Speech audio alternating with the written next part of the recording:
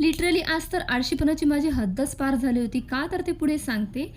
Social मीडियावरची इतकी review बघून आम्ही पण सय्यारा मूव्ही बघितला. त्यामुळे फार लेट झालं होतं रात्री झोपायला आणि सकाळी उठलं तर बघा एवढी ऊन आलेली होती बापरे! चक्क 7:30 वाजले होते.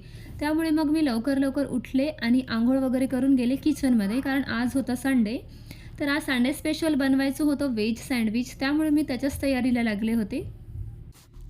त्यासाठी आलूची स्टफिंग तयार केलेली होती आणि ग्रीन चटणी म्हणजे तर आपला अस्सल महाराष्ट्रीयन झणझणीत ठेचा बनवलेला होता.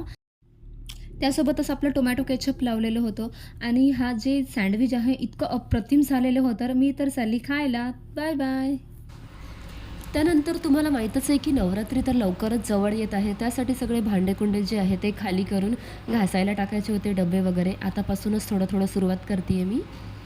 तर असा होता हा माझा दिवसाचा शेवट. भेटूया आपण पुढच्या ब्लॉगमध्ये. तोपर्यंत बाय बाय.